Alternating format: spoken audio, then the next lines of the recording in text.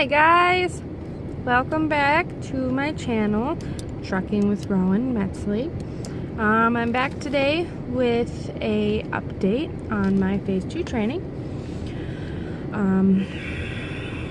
Tomorrow is actually my last day, which is super exciting.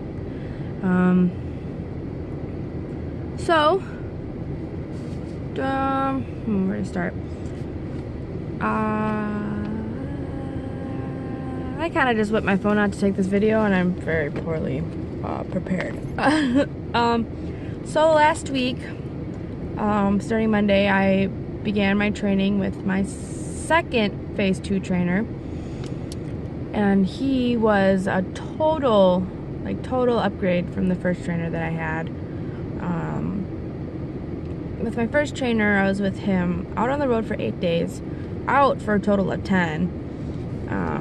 I only got to drive 3 of those times. I did no backing, no city driving, nothing like that. I barely worked with the e-log. I did a lot of cargo securement, working with the straps and stuff, but really that was the only thing that I got good practice with.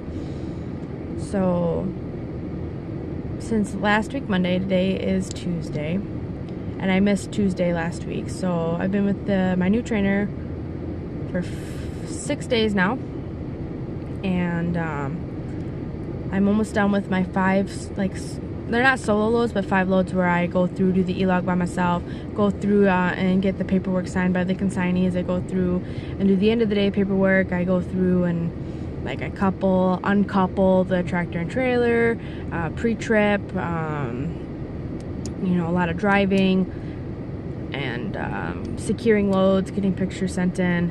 Basically, you have to do 5 of those in order to take your DSC. And I completed 2 yesterday, and then I completed 2 today, and then I will complete my last one tomorrow, and then that will be my 5 loads. So throughout your Phase 2 process with Roehl, you will be in contact with a training fleet manager who will ask you series of questions. You go through updates with each other, know what's going on, give your fleet manager an idea of where you are. They'll also talk with your trainer to see how your trainer feels where you're at, how you're doing. And last week was a bit of a rough week for me. I had a lot of trouble with stalling, and I was very overwhelmed. I'm not gonna lie, I cried a few times because I was just that stressed. I didn't get a lot of sleep last week, and I was just really struggling. It happens. I'm nobody to really blame but myself. But the important thing is that I worked through it, and by Friday I wasn't stalling anymore. I figured out my issue. I wasn't losing gears or anything like that, and I really had a really solid understanding of part of my issues is that I kept trying to, especially on inclines, at an intersection or whatever, get going on 3rd gear. Well, just a little tiny bit of advice for you newbies, especially when you're loaded, start out in 2nd gear. And if you're just super new as it is, just always start out in 2nd gear, because then you have a lesser chance of stalling your vehicle. So yeah, since then I've driven 3 days, no stalls, no hiccups. You're gonna lose gears when you drive, but I've been able to recover just fine. No problems at all. I'm not grinding my gears or anything like that. And then also I worked on my backing, my 45 backs, which you need to be able to do for your DSC test. So yeah, Friday my fleet manager got in touch with my trainer, and my trainer, and I actually respect him a lot for this, because I knew it wasn't malicious in any way. He was just doing his job. And me and him had this discussion prior to him making the phone call, so it's not like I didn't know anything that was going to be said. But he explicitly told my trainer that no, I'm not ready to test out and be on the road by myself. And at that point I agreed because we had talked about it. He was very honest, gave very honest feedback. You know, even though I did well Friday, which is when, you know, afterwards he made the phone call to my fleet manager, that was just one day of good driving. And by the end of Monday, yesterday, talking to my fleet manager and talking to him, actually no, it was yesterday or it might have been today, I don't know, time flies.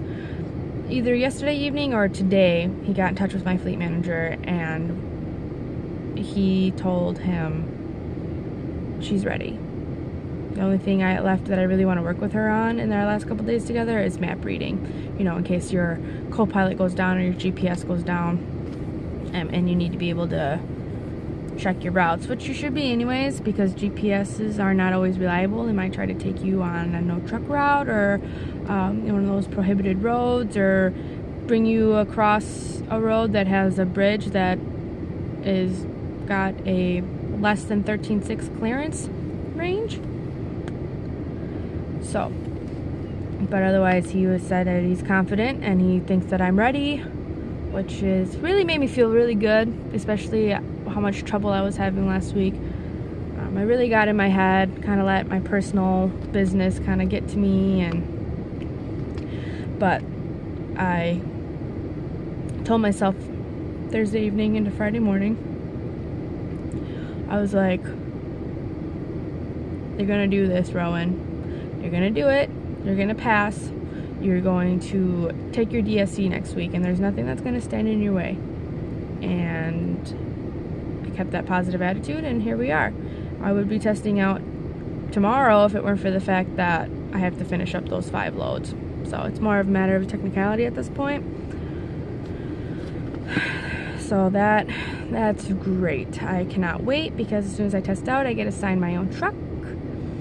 And that leads me into my next thing, that I got offered a different position with the company.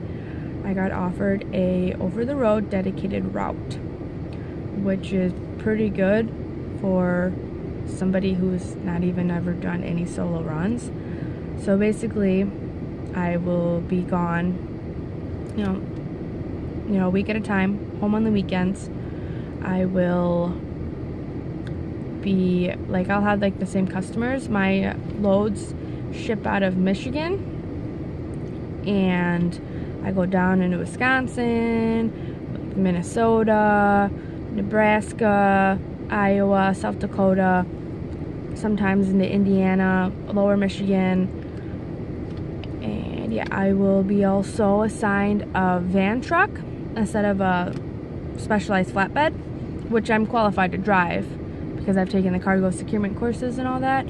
But I will have a van truck because I will be mostly pulling dry van and Conestogas, which right now, my trainer, I am in a Conestoga. So that's what I pull right now.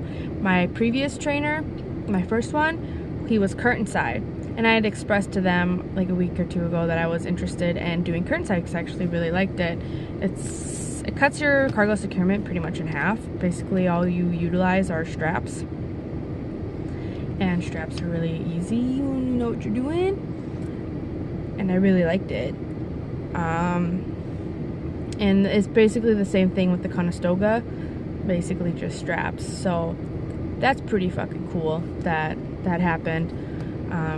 My fleet manager will be the same fleet manager as my trainer because they had been on the phone and his fleet manager asked him how I was doing, and he was like, yeah, she's doing real good.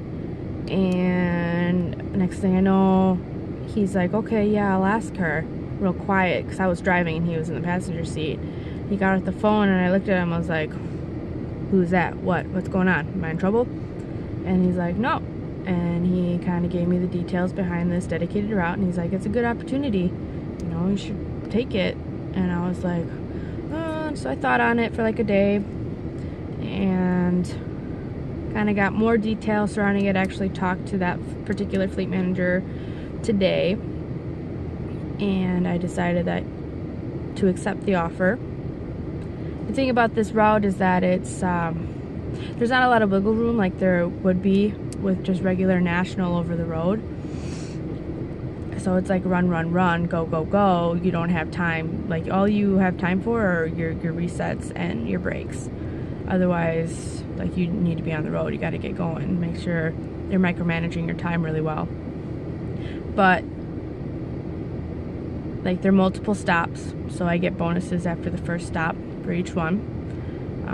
I think it's only like 30 some cents per mile, but after a certain amount of miles, like, that goes up. And the thing about being in a dedicated route is that I get a shit ton of miles per week, so I max those miles out really fucking fast, which also means I'm bringing home money. I'm not getting stuck at a terminal for 2 days waiting for dispatch to be like, okay, we have a load ready for you. That's not an issue with the dedicated route. I will always have stuff to pull. There might be, you know, slower seasons here and there, but otherwise, all these customers that we go to, they're part of an account. So these people, like, are constantly getting loads shipped back and forth with Roehl, and so it's consistent. I guess that's what I'm trying to say. It's consistent. So that's a big reason why I decided to take it. Also, being home on weekends, to be home with my kids. I was a little bit conflicted because the thing about just regular over-the-road flatbed national is that the more days that I'm out, the more days I get off. So if I'm out, I think like 36 days, I think I get 6 or 7 days home. So that's like a whole week home.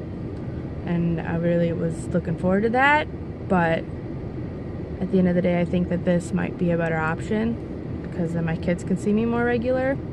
You know, I got a 12-year-old stepson, and then I also have a toddler, and so it was a lot for me to think about and to decide on.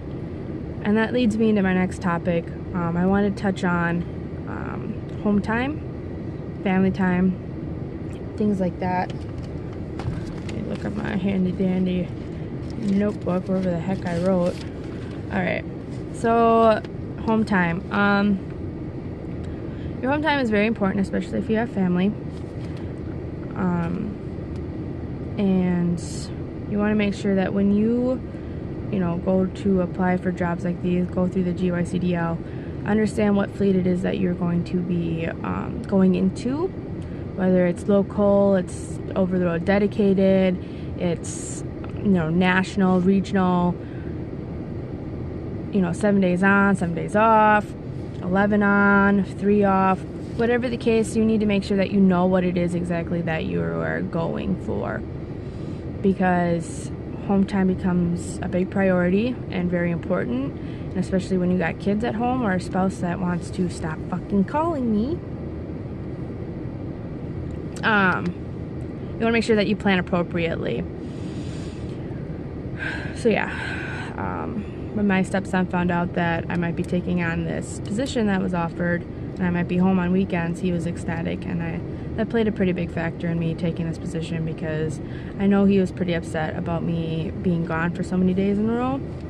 And so I was like, okay, he's old enough for the most part to understand, and so I took what he felt into consideration, what my husband felt. I also kind of got some feedback from other truckers and people who have dealt with this, and every single person, I think except for one, who found out that I was offered a dedicated route, immediately told me to take it. They're like, a lot of drivers wait a long time to get a position like that. I don't know how common it is with Roehl, but a lot of people were like, the fact that you got offered that's amazing. Like, take it. You might not get offered something like that again anytime soon. And you know, my husband had talked with, actually my old boss, her husband, dropping off some of my old, like, I had an old work tablet and stuff that I needed to return to the company that I worked for before I went to Roehl. And they were talking about me trucking, and her husband is a trucker, and he's like, yeah, the best fleet and, you know, position that she, you know, your wife could get into, and if she ever gets offered it, take it, and that was over the road dedicated routes. So the longer I'm at it, like, you know, months, you know, into the future, like, a lot of those routes, like, to the point where I probably won't even need my GPS. Like, I'll know exactly where I'm going. So that's really nice, because then you get more comfortable you know, like, okay, well, I need to back this way into this company, or I need to go to this place for this company, go into this door to find somebody to sign my paperwork, I need to go to this door to unload, they like me to park this way or that way, this is the best way to get out of here without running into anything or get myself stuck. So that's a really big positive to this type of position. I was looking up different fleets that my company has, Roehl, and they have everything from, you know, like the part-time, like 7 days on, 7 days off. They got drive-in, they have like reefer positions that are like local or dedicated. They have even a Thomas the Train fleet that I found. So basically they like pull Thomas the Train from what, I don't even know exactly the details. All I know is that you get to pull Thomas the Train on a flatbed. That's fucking cool, right? They have, you know, regular flatbed national, drive-in national, regional positions for this, for that. You know, East Coast dedicated routes. They got shit everywhere. Roehl has a lot to choose from. When I applied and was talking to my recruiter, and this was before I even got my CDL, she said, we're only hiring right now for the flatbed fleet. To be honest, I didn't really know exactly what flatbed was, but I was like, okay, sure. I didn't even know what the fuck air brakes were at this point. I was just kind of like, hey, what does this entail? What do I need to do? Get your permit, we're hiring you for this, and then we'll get you started on this date. And I was like, okay. And so I did all of it. And then when I found out what flatbed was, I was like, oh, okay, I can do that. I still have yet to even touch a fucking tarp. But now I won't have to because I won't be tarping like ever. I'm not complaining. So yeah, that's just a little bit of an update for you guys, and a little more about home time, family time. Just make sure that you're always constantly in touch with your family members, especially your immediate family, whether it be your parents, your siblings, your children, your spouse. Let them know what's going on. I don't know, my family's pretty open, and so I have my Google location shared constantly with my husband and my stepson, so they can look on my maps when they wake up in the morning and be like, oh, she's in Nevada right now. You know, back when I was doing phase 1, or I mean phase 2 with my first trainer, we drove out to California. So that was always pretty neat for them to see where exactly I was in the country. Make sure you set time aside to you know, call them, you know, make sure you have, you know, plans prepared for emergencies. Just keep that line of communication open, especially with your kids. I know my stepson misses me a lot. My toddler doesn't really understand. He's a daddy's boy because I've been working full time since he was 8 months old. And he's just attached to his father. I'm a little salty, but at the same time, I'm glad that he doesn't get so upset when I leave, because I know that time is going to come where he is, you know, running down the road, crying after me as I'm, you know, driving away in my truck. And that's going to really suck. It's going to really hurt, you know. I can't bring him on the road with me until he's at least 10 years old. He's only 18 months right now. We got a while to go. But yeah, so just a little bit more about Roehl and their fleets, home time, family time, micromanaging your personal time, and then just a little update on how I'm doing. I'm sure I'll do a video when I get my truck, show it off, because I'm so excited. So I'll see you guys then, and I'll speak with you then, let you know how things are going. All right, I'll talk with you guys later. Bye-bye.